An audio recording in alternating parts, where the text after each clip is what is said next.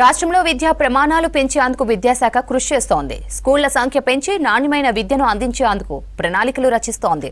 ఇందులో భాగంగా రాష్ట్రంలో తెలంగాణ పబ్లిక్ స్కూళ్లు, తెలంగాణ ఫౌండేషన్ స్కూళ్లను ఏర్పాటు చేయాలని కోరుతూ ప్రభుత్వానికి సిఫార్సు చేసింది విద్యా కమిషన్ టీం. స్కూళ్లలో ఉండాల్సిన ఫెసిలిటీస్ అన్ని వివరిస్తూ నివేదిక అందించింది. విద్యా కమిషన్ టీం అందించిన నివేదిక సాధ్యాసాధ్యాలపై ఆలోచన చేస్తోంది రాష్ట్ర సర్కార్. రాష్ట్రంలో సర్కారీ స్కూళ్ల సంఖ్య పెరిగే ఛాన్స్ ఉంది. ప్రతి మండలంలో 3 తెలంగాణ పబ్లిక్ స్కూళ్లు, మరో 4 తెలంగాణ ఫౌండేషన్ స్కూళ్లను ఏర్పాటు చేయాలని విద్యా కమిషన్ సిఫార్సు చేసింది.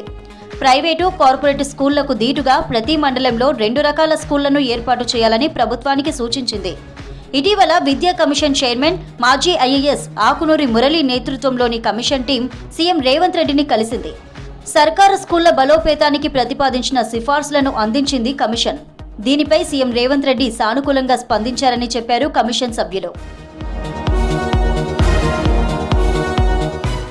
ప్రతి మండలంలో ప్రస్తుతం ఉన్న స్కూళ్లతో పాటు తెలంగాణ పబ్లిక్ హై స్కూళ్లు, తెలంగాణ ఫౌండేషన్ స్కూళ్లు ఉండాలని సర్కార్కిచ్చిన నివేదికలో కమిషన్ తెలిపింది. దీనికి కావాల్సిన నిధులు, వాటిలో ఏ సౌకర్యాలు కల్పించాలనే దానిపై సమగ్రంగా వివరించింది. దానిపై ఈ 2 రకాల బడుల్లో చదివే పిల్లలకు ఉదయం బ్రేక్ఫాస్ట్, మధ్యాహ్నం లంచ్, ఈవినింగ్ స్నాక్స్ ఇవ్వాలని నివేదికలో తెలిపింది. ప్రస్తుతం ఉన్న బడులనే బలోపేతం చేస్తూ వీటిని ఏర్పాటు చేయాలని కమిషన్ ప్రతిపాదించింది. గ్రామాల నుంచి ఆయా స్కూళ్లకు పిల్లలను తీసుకొచ్చేందుకు 20 పెద్ద బస్సులు, 35 మినీ బస్సులు అవసరమని చెప్పింది. వీటిని 6 విడతల్లో అమలు చేయాలని సూచించింది. తొలి విడత 2025-26 విద్యా సంవత్సరంలో ప్రతి సెగ్మెంట్కు 1 మండలం చొప్పున 100 మండలాల్లో ప్రారంభించాలని ప్రతిపాదన చేసింది. వీటితో పాటు ప్రస్తుతం ఉన్న ఏ ఒక్క స్కూల్ కూడా మూసివేయబోరని తెలిపింది. అయితే విద్యా కమిషన్ చేసిన సిఫార్సుల అమలు సాధ్యాసాధ్యాలపై ప్రభుత్వం ఆలోచిస్తున్నట్టు తెలుస్తోంది.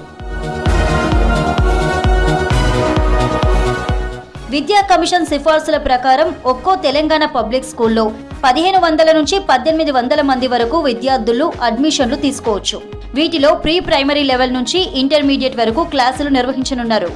కనీసం 4-5 ఎకరాల్లో స్కూళ్లను ఏర్పాటు చేయనున్నారు. ప్రతి సెక్షన్లో 30 మందికి మించి స్టూడెంట్లు ఉండొద్దనే నిబంధనలు తీసుకురానున్నారు.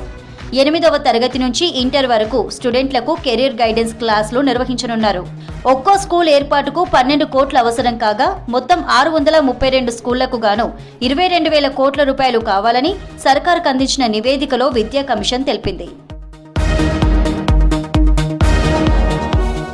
ప్రీ ప్రైమరీ లెవెల్ నుంచే స్కిల్ ఎడ్యుకేషన్ కోసం ప్రతి మండలంలో 4 తెలంగాణ ఫౌండేషన్ స్కూళ్లను ఏర్పాటు చేయాలని విద్యా కమిషన్ సిఫార్సు చేసింది.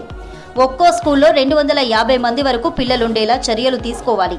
దీంట్లో నర్సరీ, ఎల్కేజీ, యూకేజీ 1-2 తరగతులుంటాయి.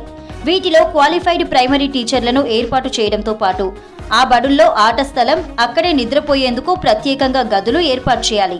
ఇక వీటిలో ఏఐ ల్యాబులు కూడా అందుబాటులో ఉండాలి. ఒక్కో స్కూల్ ఏర్పాటుకు సుమారు 3.5 కోట్ల రూపాయలు అవసరమవుతాయని కమిషన్ అంచనా వేసింది.